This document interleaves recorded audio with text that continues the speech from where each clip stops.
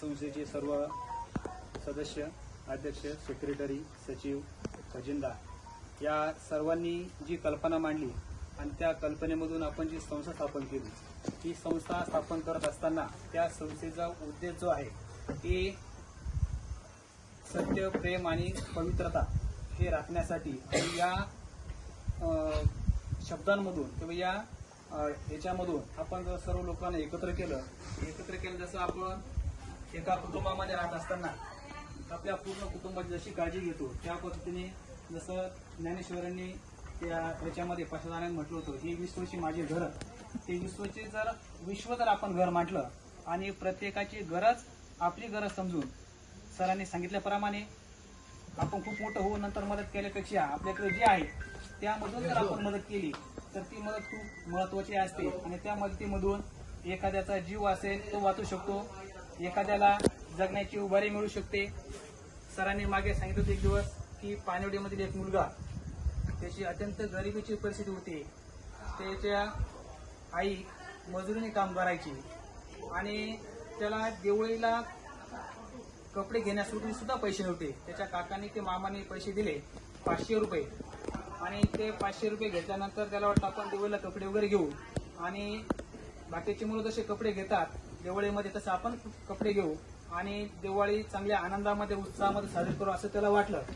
परंतु त्या पिरियडमध्येच तो आजारी पडला आणि आजारी पडल्यानंतर सरांकडे तो दवाखान्यात आला. दवाखान्यात आल्यानंतर त्याने सरांकडे ट्रीटमेंट घेतली आणि सरांनी सांगितलं की तुझ्या याच्यासाठी एवढे पैसे लागतील मेडिसिन वगैरे. तर त्याने सांगितलं की माझ्याकडे फक्त 500 रुपये आहे आणि 500 पेक्षा मला वाटतं काहीतरी जास्त किंमत झालेली होती. सरांनी त्याची पूर्ण परिस्थिती जाणून घेतली. जाणून घेतल्यानंतर त्याला सांगितलं की तुझं जे मेडिसिन आहे ते सर्व पैसे मी देतो आणि ते दिल्यानंतर त्याला ते मेडिसिनचे पैसे पण भरून दिले आणि त्याला न सांगता त्याला सरांनी एक ड्रेस पण घेऊन दिला. तो ड्रेस घेऊन गेल्यानंतर त्याला इतका आनंद झाला, त्याच्या परिवाराला पण इतका आनंद झाला आणि ते घेतल्यानंतर त्याने आजूबाजूला पण सांगितलं आणि ते आजूबाजूच्या लोकांना पण ते माहिती झाल्यानंतर की अशी ही संस्था अशी जर काम करत असेल आपण सुद्धा थोडंफार योगदान आपल्या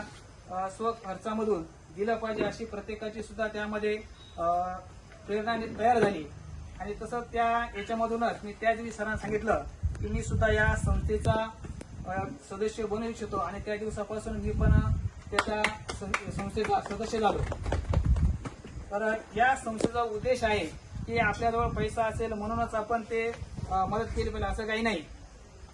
जसं आपण जर प्रत्येकाला मदत करू गेलो, मी मगाशी सांगितल्याप्रमाणे एखादा जर समजा थोड्याशा पैशा वाचून किंवा त्याची परिस्थिती नसल्यामध्ये शिकत नसेल, तो जर पुढे सरांनी सांगितल्याप्रमाणे एखादा बिल पण तयार होऊ शकतो. जर समजा यदा कदाचित त्याला ते मॅगझिन जर मिळालं नसतं तर आज जगातला सर्वात श्रीमंत असं बिल गेट्स तयार झाला नसता. त्याची जी खरी जी प्रेरणा आहे त्या वर्तमानपत्र विक्रेता आहे त्याच्यापासून त्याला ती प्रेरणा मिळाली आणि त्याचं ते वाचन केल्यामुळे त्याच्यामध्ये ती उत्साह निर्माण झाला, प्रेरणा तयार झाली आणि तो एक मोठा उद्योजक झाला आणि जगातील सर्वात श्रीमंत असा माणूस झाला. आणि या संस्थेमध्ये सांगितल्याप्रमाणे त्या उद्देशाप्रमाणे आपण सुद्धा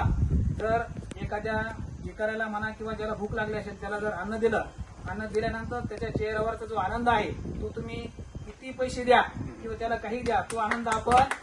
पाहू शकत नाही. तेच त्यासाठी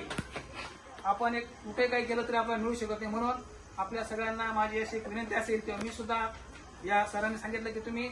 काही नाही फक्त येऊन बसा आणि नेमकं संस्थेचं कार्य कसं चालतं ते तुम्ही बघा आणि तुम्ही बघितल्यानंतर तुमच्या मनामध्ये काय वाटेल ते तुम्ही स्वतःच बघा. सरांनी म्हटलं नाही आम्हाला थोडंसं टाईम नाही नंतर येऊ, नाही तुम्ही फक्त येऊन बसा.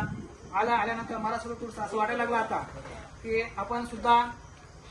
नाही जास्त एक दोन माणूस असं जोडत गेलो तर जोडल्यानंतर जसं भाऊने सांगितलं की एक झाड आहे, त्या झाडाच्या फांद्या जशा वटवृक्ष हळूहळू वाढत जातील तसं सुद्धा आपली ही जी संस्था आहे हळूहळू वाढत जाईल आणि आपण सगळे जर प्रयत्न केला तर लवकरच हा या छोट्या वृक्षाचा मोठा महावृक्ष झाल्याशिवाय राहणार नाही अशी